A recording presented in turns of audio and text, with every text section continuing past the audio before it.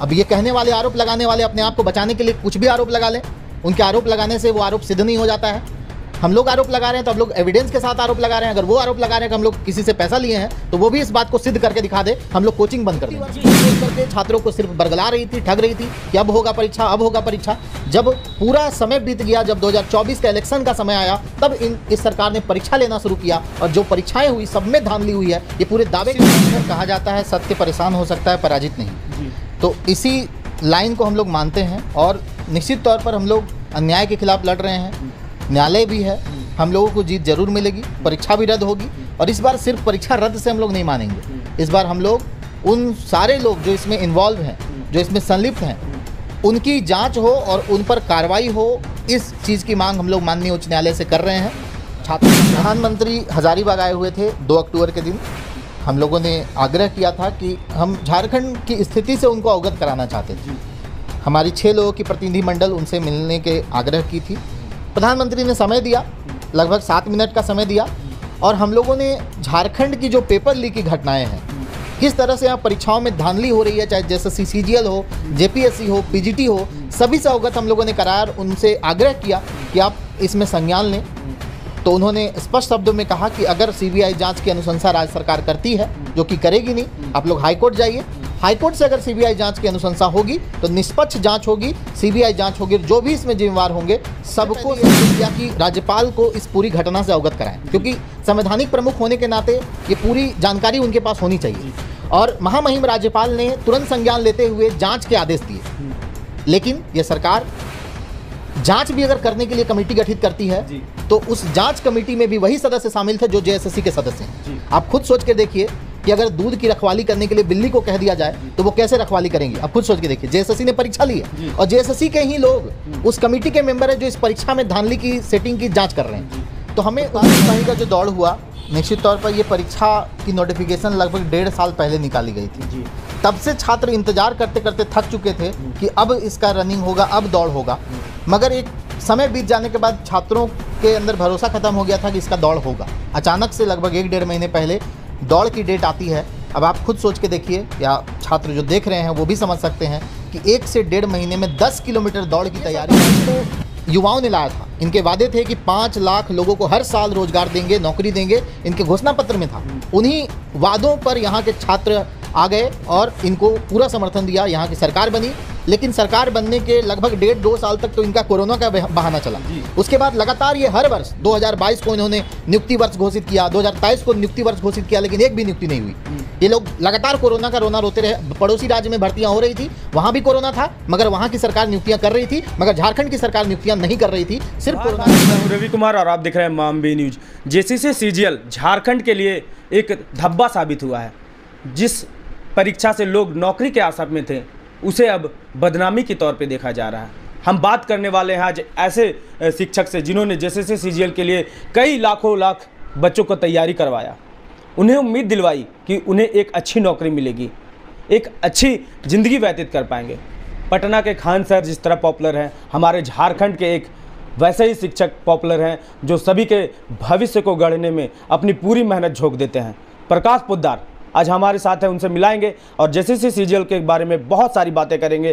क्या है आखिर ये मुद्दा? सबसे पहले स्वागत है प्रकाश जी, कैसे हैं आप? बहुत बहुत धन्यवाद। ठीक है। क्या है ये JSSC CGL? बार बार ऐसा हो रहा है और अब तो आप पे आरोप भी लग रहा है कि आप एक नया मुद्दा खड़ा करते हैं JSSC CGL के बारे में। आप अपोजिट से पैसे लेकर ये कर रहे हैं। आपको विपक्ष राजनीति के मुद्दे को देखा जा रहा है कि आप 50 लाख रुपए लिए हुए हैं JSSC CGL के बारे में बार बार बदनामी करवाने के लिए, पेपर लीक के बारे में झूठा अफवाह फैलाने के लिए। ये सबसे बड़ा मुद्दा आ रहा है, इससे हम शुरुआत करेंगे। क्या कहना चाहेंगे? JSSC CGL झारखंड के छात्रों का एक सपना है, जिसके माध्यम से लोग सचिवालय में असिस्टेंट सेक्शन ऑफिसर बनते हैं और उस सपने को लेकर के लंबे समय से तैयारी कर रहे हैं। मगर ये सरकार लगातार इस परीक्षा को लेने में विफल रही है और जब भी परीक्षाएं हुई है पेपर लीक हुआ है और पेपर लीक के कारण ये परीक्षा पूरी तरह से बदनाम हो गई है। ये झारखंड के लिए एक कलंक है। 18 बार इस परीक्षा का कैलेंडर जारी हुआ है, तब जाकर के परीक्षा हुई और परीक्षा होने के बाद भी पेपर लीक हुआ, जिसके एविडेंस हमारे पास मौजूद है। इसलिए हम लोग चिल्ला कर बोल रहे हैं कि एग्ज़ाम को रद्द करना चाहिए। अब ये कहने वाले, आरोप लगाने वाले अपने आप को बचाने के लिए कुछ भी आरोप लगा लें, उनके आरोप लगाने से वो आरोप सिद्ध नहीं हो जाता है। हम लोग आरोप लगा रहे हैं तो अब लोग एविडेंस के साथ आरोप लगा रहे हैं। अगर वो आरोप लगा रहे हैं कि हम लोग किसी से पैसा लिए हैं तो वो भी इस बात को सिद्ध करके दिखा दे, हम लोग कोचिंग बंद कर देंगे। ये जैसे से सीजीएल का एग्ज़ाम जो है 2016 से कहीं ना कहीं इसको देखा जा रहा है, बार बार पेपर लीक होना, बार बार किसी मुद्दे पर इसे कैंसिल कर देना। उस समय तो भाजपा का सत्ता था, अभी जेएमएम का सत्ता है, तो किस तरह से लोग आप पे आरोप लगा रहे हैं, किस बुनियाद पर आप पे आरोप लगा रहे हैं? पिछली बार भी जब भाजपा की सरकार में ये परीक्षा नहीं हो पा रही थी तो हम लोगों ने विरोध किया था, तब हेमंत सोरेन के साथ हम लोग खड़े थे और हम लोग विरोध करते थे कि ये परीक्षा होनी चाहिए, जल्द से जल्द होनी चाहिए। और जब ये सरकार आई तो युवाओं ने लाया था, इनके वादे थे कि 5 लाख लोगों को हर साल रोजगार देंगे, नौकरी देंगे, इनके घोषणा पत्र में था। उन्हीं वादों पर यहाँ के छात्र आ गए और इनको पूरा समर्थन दिया, यहाँ की सरकार बनी। लेकिन सरकार बनने के लगभग 1.5-2 साल तक तो इनका कोरोना का बहाना चला। उसके बाद लगातार ये हर वर्ष 2022 को इन्होंने नियुक्ति वर्ष घोषित किया, 2023 को नियुक्ति वर्ष घोषित किया, लेकिन एक भी नियुक्ति नहीं हुई। ये लोग लगातार कोरोना का रोना रोते रहे। पड़ोसी राज्य में भर्तियां हो रही थी, वहाँ भी कोरोना था, मगर वहाँ की सरकार नियुक्तियाँ कर रही थी, मगर झारखंड की सरकार नियुक्तियाँ नहीं कर रही थी, सिर्फ कोरोना का रोना रो रही थी। नियुक्ति वर्ष बोल बोल करके छात्रों को सिर्फ बरगला रही थी, ठग रही थी कि अब होगा परीक्षा, अब होगा परीक्षा। जब पूरा समय बीत गया, जब 2024 का इलेक्शन का समय आया, तब इस सरकार ने परीक्षा लेना शुरू किया और जो परीक्षाएं हुई सब में धांधली हुई है, ये पूरे दावे के साथ मैं कह सकता हूँ। चलिए, ये तो बात हुई। हम अब एक स्टेप से आप क्या आते हैं, क्योंकि इस बार जो एग्ज़ाम हुआ 2024 में अंत में जो हुआ है, पहला स्टेप आपने लिया, आपने सबसे पहले राज्यपाल से भेंट किया, उसके बारे में बताएं। राज्यपाल राज्य के संवैधानिक प्रमुख होते हैं जी, इसीलिए हम लोगों ने सबसे पहले ये स्टेप लिया कि राज्यपाल को इस पूरी घटना से अवगत कराएं, क्योंकि संवैधानिक प्रमुख होने के नाते ये पूरी जानकारी उनके पास होनी चाहिए। और महामहिम राज्यपाल ने तुरंत संज्ञान लेते हुए जांच के आदेश दिए, लेकिन ये सरकार जांच भी अगर करने के लिए कमेटी गठित करती है तो उस जांच कमेटी में भी वही सदस्य शामिल थे जो जेएसएससी के सदस्य हैं। आप खुद सोच कर देखिए कि अगर दूध की रखवाली करने के लिए बिल्ली को कह दिया जाए तो वो कैसे रखवाली करेंगी। अब खुद सोच के देखिए, जेएसएससी ने परीक्षा ली है और जेएसएससी के ही लोग उस कमेटी के मेंबर है जो इस परीक्षा में धांधली की सेटिंग की जांच कर रहे हैं। तो हमें उन पर भरोसा नहीं है, इसलिए हम लोग एविडेंस की मूल कॉपी उनको नहीं दिए हैं। हम लोग एविडेंस पेन ड्राइव में दिए हैं। अगर वो जांच करने के इच्छुक होते तो हम लोगों को बुलाते मूल एविडेंस के साथ, और साथ ही साथ हमारे सामने चीज़ों की जाँच की जाती। तो हम लोग उन पर अब भरोसा नहीं कर रहे हैं। वो लोग कुछ भी कर सकते हैं, हमारे एविडेंस के साथ छेड़छाड़ कर सकते हैं, इसीलिए हम लोग कोर्ट के दरवाजे में पहुंच चुके हैं। दूसरा स्टेप आपने लिया, जैसे से सीजीएल के वहाँ पे आप कार्यालय गए, वहाँ के अध्यक्ष से मिले, उसके बाद क्या हुआ? वहाँ पे हम लोग गए थे ये मांग करने कि आपको हम एविडेंस दे रहे हैं, आप इसकी प्रॉपर जांच करवाइए, कुछ स्वतंत्र लोगों से जांच करवाइए। तो जब उनसे हम लोगों ने जांच का आग्रह किया, तब उन्होंने कहा कि हम जांच के प्राधिकार नहीं हैं, हम ही जांच करेंगे, हम ही जज हैं, ऐसा संभव नहीं है। तो हम लोग उस दिन एविडेंस भी लेके गए थे। जब हम लोग वापस आए तो वो लोग आरोप लगाते हैं कि हमको मूल एविडेंस नहीं सौंपा जा रहा है। तो मैं उनसे पूछना चाहता हूँ कि जब आप जांच के प्राधिकार है ही नहीं तो हम आपको मूल एविडेंस क्यों दें? तीसरा स्टेप प्रकाश पोद्दार ने लिया। हम बता दें, भारत के प्रधानमंत्री नरेंद्र मोदी से मिला और पूरे 7 मिनट तक इन लोगों का उनसे वार्ता हुआ, उसके बारे में भी जानेंगे। क्या बातें हुई प्रधानमंत्री से? प्रधानमंत्री हजारीबाग आए हुए थे 2 अक्टूबर के दिन। हम लोगों ने आग्रह किया था कि हम झारखंड की स्थिति से उनको अवगत कराना चाहते थे। हमारी 6 लोगों की प्रतिनिधि मंडल उनसे मिलने के आग्रह की थी। प्रधानमंत्री ने समय दिया, लगभग 7 मिनट का समय दिया, और हम लोगों ने झारखंड की जो पेपर लीक की घटनाएं हैं, किस तरह से यहाँ परीक्षाओं में धांधली हो रही है, चाहे जेएसएससी सीजीएल हो, जेपीएससी हो, पीजीटी हो, सभी से अवगत हम लोगों ने कराया और उनसे आग्रह किया कि आप इसमें संज्ञान लें। तो उन्होंने स्पष्ट शब्दों में कहा कि अगर सीबीआई जांच की अनुशंसा राज्य सरकार करती है, जो कि करेगी नहीं, आप लोग हाईकोर्ट जाइए। हाईकोर्ट से अगर सीबीआई जांच की अनुशंसा होगी तो निष्पक्ष जांच होगी, सीबीआई जांच होगी, जो भी इसमें जिम्मेवार होंगे सबको सजा मिलेगा, वो आश्वासन दिया। तो कहीं ना कहीं प्रधानमंत्री नरेंद्र मोदी ने साफ तौर से आश्वासन देते हुए कहा कि आप सुप्रीम कोर्ट और हाई कोर्ट के दरवाजे को खटखटाएं। ये जैसे से सीजीएल का ये स्थिति हो गया है, सोच सकते हैं आप कि जो स्टूडेंट पढ़ाई करता है, जो गरीब स्टूडेंट, मैं अमीरों की बात नहीं करूंगा क्योंकि उनके पास कई पूंजी होती है जो अपने नए बिजनेस को वो खड़ा कर सकते हैं और वो अलग अलग फील्ड में तैयारी करते हैं, इंजीनियर हो गए, डॉक्टर हो गए, लेकिन गरीब तबके के जो बच्चे होते हैं वो जैसे से सीजीएल को पढ़ते हैं और वो इस एग्ज़ाम को क्रैक करके और सोचते हैं कि हम अपने परिवार को एक बेहतरीन ज़िंदगी दे पाएंगे, लेकिन बार बार वो सपना चकनाचूर होना झारखंड में ये एक आम चीज़ बन गया है। भैया से एक चीज़ और जानना चाहेंगे पोद्दार जी से, क्या लगता है कि आप इंसाफ दिला पाएंगे वो छात्रों का जो आप पे भरोसा भरोसा किए हुए, लाखों लाख छात्र जो आपके भरोसे, आप पे केस भी हो चुकी है इस मामले को लेकर, तो उनके भरोसे पर आप कितना खरा उतरेंगे? निश्चित तौर पर कहा जाता है सत्य परेशान हो सकता है पराजित नहीं जी। तो इसी लाइन को हम लोग मानते हैं और निश्चित तौर पर हम लोग अन्याय के खिलाफ लड़ रहे हैं। न्यायालय भी है, हम लोगों को जीत जरूर मिलेगी, परीक्षा भी रद्द होगी और इस बार सिर्फ परीक्षा रद्द से हम लोग नहीं मानेंगे। इस बार हम लोग उन सारे लोग जो इसमें इन्वॉल्व हैं, जो इसमें संलिप्त हैं, उनकी जांच हो और उन पर कार्रवाई हो, इस चीज़ की मांग हम लोग माननीय उच्च न्यायालय से कर रहे हैं। छात्रों का साथ प्रॉपर मिल रहा है, सारे छात्र एकजुट हैं और निश्चित तौर पर आने वाले समय में हम लोगों को जीत मिलेगी। इस बार 2024 में एक नया स्टेप लिया गया, नेट को बंद करके एग्ज़ाम दिलवाना, क्या वो भी सक्सेस हुआ या फिर आप उसे क्या कहना चाहेंगे उसके बारे में? शुरुआत में तो हम लोगों ने सोचा कि नेट बंद करना अच्छा कदम है, मगर जब पेपर लीक होने की खबरें आई, जब उसके एविडेंस हमारे पास आए, तब हम लोग ये समझ लिए, हम लोगों को ये समझ में आया कि नेट बंद करना भी इन लोगों की एक साजिश थी, ताकि ये खबरें, ये पेपर लीक की बातें तुरंत ना फैले। अगर नेट बंद नहीं होता तो तुरंत दूध का दूध पानी का पानी हो जाता, कहीं ना कहीं से आंसर वायरल होकर व्हाट्सएप तक पहुंच ही जाता, तो इनको तो तुरंत रद्द करना पड़ता। मगर ये लोग इस परीक्षा को ईगो पर ले लिए हैं। भले गलत तरीके से परीक्षा हुई है, भले पेपर लीक हुआ है, लेकिन ये लोग जिद पर अड़ गए हैं कि इस परीक्षा का रिजल्ट निकालना चाहते हैं। लेकिन यहाँ के छात्र भी इनसे कम जिद्दी नहीं है। क्या देखते हैं, ये चुनाव का स्टंट है जो एग्ज़ाम को कैंसिल नहीं करना चाह रहा? बिल्कुल, ये बार बार असफल रहे हैं इस परीक्षा में, मगर मैं माननीय मुख्यमंत्री से यही आग्रह करूंगा कि आप इस परीक्षा को रद्द करें, आपको कम नुकसान होगा।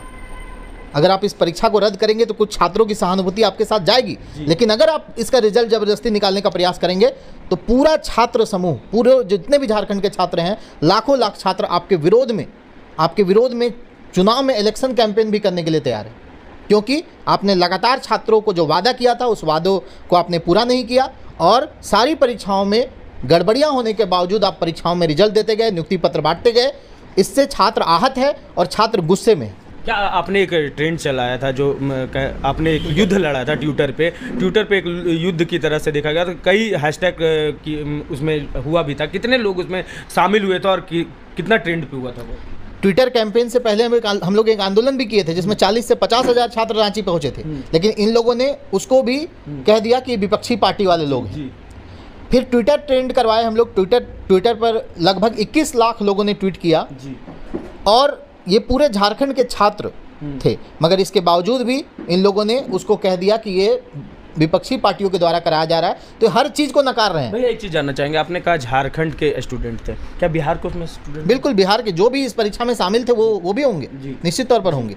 इस परीक्षा को देने वाले बिहार के भी स्टूडेंट थे, इस परीक्षा को देने वाले अदर राज्य के भी स्टूडेंट थे, तो वो भी इस ट्विटर कैंपेन में शामिल हुए। तो सोच सकते हैं ये एक आंकड़ा 21 लाख अपने आप में एक मायदा रखता है। सोच सकते हैं उसके बाद भी अगर ये परीक्षा कैंसिल नहीं होती है तो सरकार के लिए एक बड़ा धब्बा साबित होने वाला है, जैसा प्रकाश पोद्दार कह रहे हैं। अगर आप इस परीक्षा को कैंसिल करते हैं तो आने वाले चुनाव में आपको बहुत कम क्षति पहुंचेगी, ये भी प्रकाश पोद्दार ने कहा। एक चीज़ और जानना चाहेंगे प्रकाश जी, जिस तरह से मैया सम्मान योजना आ रहा है, गोगो दीदी योजना आ रहा है, क्या उससे गरीबों के पेट भात चल जाएगी? क्या जिस तरह से नवयुवकों को नौकरी लगना चाहिए, वो लगने से कई परिवार संवर जाते हैं और ये 1000 से क्या ज़िंदगी चलने वाली है, इसके बारे में क्या कहना चाहिए? किसी भी तरह की योजना का हम लोग विरोध नहीं करते हैं, आप लाइए, कल्याणकारी योजनाएं एक गरीब राज्य को मिलनी चाहिए, मगर एक तरफ आप रोजगार नहीं दे रहे हैं, आप पैसे वाले को रोजगार दे रहे हैं, जो पैसा दे करके सेटिंग करा रहा है उसकी नौकरी लग रही है, और एक तरफ आप 1000 रुपये दे रहे हैं, तो ये दोहरी जो मानसिकता ये नहीं चलेगी।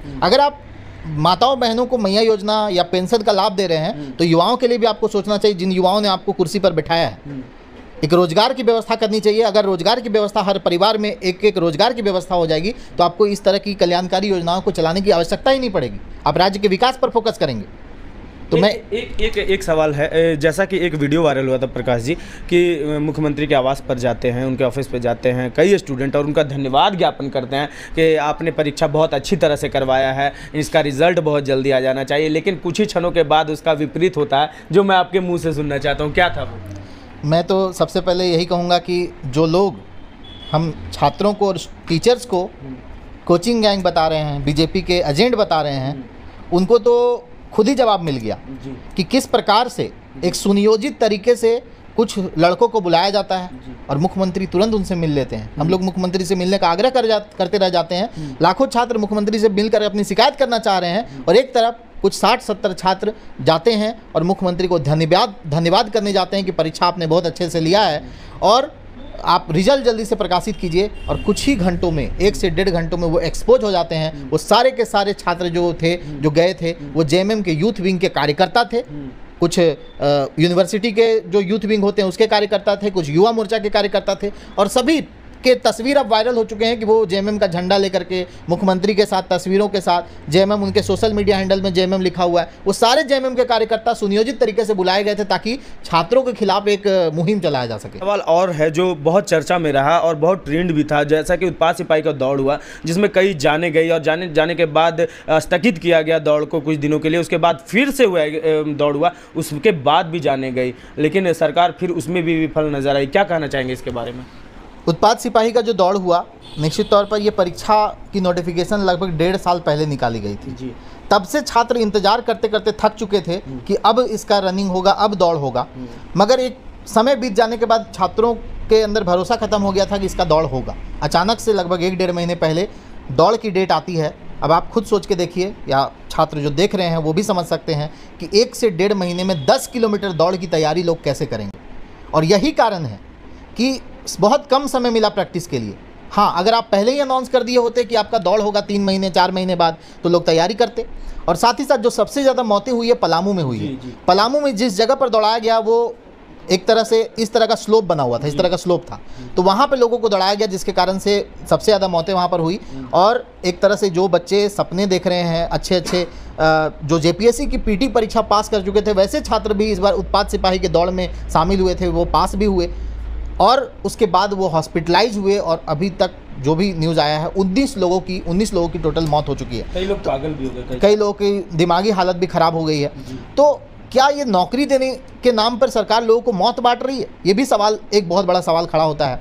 सरकार पहले नियम बदलती है कि पहले दौड़ लेंगे तब परीक्षा लेंगे। पहले भी होता था, पहले भी उत्पाद सिपाही का एग्ज़ाम हुआ था, लेकिन पहले एग्ज़ाम होता था तो एग्ज़ाम होने के बाद बहुत कम छात्र बचते थे दौड़ने के लिए, तो उनकी दौड़ के लिए प्रॉपर प्लानिंग हो जाती थी, मेडिकल फैसिलिटी हो जाती थी। मगर इस सरकार ने नियम बदला और पहले दौड़ करवा दिया और इसमें लाखों छात्र जब दौड़ में शामिल हुए तो अनियमितता बढ़ती गई, मेडिकल सुविधा बढ़िया नहीं थी, जिसकी वजह से इतने छात्रों की मौत हुई है, जो बहुत ही दुर्भाग्यपूर्ण है। ये बहुत बड़ा सवाल खड़ा होता है। आज तक किसी भी परीक्षा के दौड़ में इतनी मौतें नहीं हुई है जितनी झारखंड में हुई है। ये भी एक काले अक्षरों में लिखा जाएगा। ये सवाल खड़ा होता है मुख्यमंत्री पर कि आपने आनंद फानंद में इस तरह का दौड़ क्यों कराया और उनके मौत की जिम्मेवारी आप कब लेंगे? बहुत बड़ी बात कही है प्रकाश जी ने, सच कहा है इन्होंने। अगर आप परीक्षा ले ही रहे हैं तो पहले दौड़ क्यों, पहले उसका एग्ज़ाम क्यों नहीं लिया जाता? एक अंतिम सवाल आपसे पूछेंगे प्रकाश जी, जिस तरह से ये कैंपेन आप चला रहे हैं, स्टूडेंट के लिए लड़ रहे हैं, उनके लिए लड़ रहे हैं, कई, जैसा कि मैंने पहले भी कहा कि आपके ऊपर एफआईआर भी दर्ज हो चुका है, तो क्या लगता है आप इस कार्य में सफल हो पाएंगे? आगे क्या रणनीति है, किस तरह से स्टूडेंट को न्याय दिलाने के लिए क्या लड़ाई और लड़ने वाले हैं आप? ये सच की लड़ाई है तो निश्चित तौर पर हम लोग सफल तो होंगे ही। और एफआईआर वगैरह से हम लोग डरने वाले नहीं हैं। एफआईआर डराने के लिए किया जाता है। छात्र शिक्षक अब लड़ते लड़ते इतने मतलब सजग हो गए हैं, इतने मजबूत हो गए हैं कि अब इनके एफआईआर से, इनकी धमकियों से हम लोग नहीं डरने वाले हैं। और निश्चित तौर पर अब चूंकि मामला न्यायालय में जा चुका है, हम लोगों को इसमें ज़रूर सफलता मिलेगी।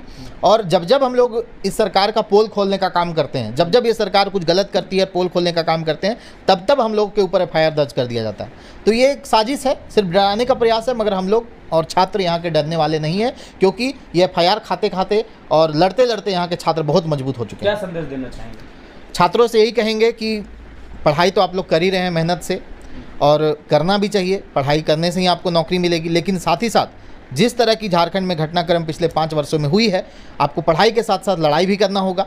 चाहे वो लड़ाई सड़क पे हो, आंदोलन के माध्यम से हो, इंटरनेट के माध्यम से हो, या फिर न्यायालय के माध्यम से हो, आपको लड़ने भी सीखना पड़ेगा। अगर आपको हक अधिकार चाहिए, अपना हक अधिकार अगर आपको लेना है, तो आपको पढ़ने के साथ साथ लड़ाई भी लड़ना होगा। यही मैं छात्रों को संदेश देना चाहूँगा। चलिए, धन्यवाद प्रकाश जी। आज हमने मिला है प्रकाश पोद्दार जी से, जो झारखंड के स्टूडेंट के लिए, बिहार के स्टूडेंट के लिए और जितने भी जैसे सीजीएल में वो एग्ज़ाम दे रहे हैं, पढ़ रहे हैं, उनके लिए इन्होंने जो लड़ाई मुहिम चालू की है, उनके लिए ये एक सपना बनकर उनके सपने को साकार करने के लिए जिस तरह से आगे बढ़ रहे हैं, एफआईआर अपने ऊपर खा चुके हैं। ये उनके लिए हर एक वो चीज़ करना चाहते हैं जो उनके तस्वीर और तकदीर को बदल सके। और आने वाले समय में ये अभी भी साफ कर दिया कि जिस तरह की लड़ाई लड़नी होगी, मैं लड़ूंगा, उनके हक और अधिकार को जरूर दिलाऊंगा। तो कैसा लगा न्यूज़, ये जरूर बताइएगा। मैं हूं आपका रवि कुमार और आप देख रहे हैं मामबी न्यूज़। धन्यवाद।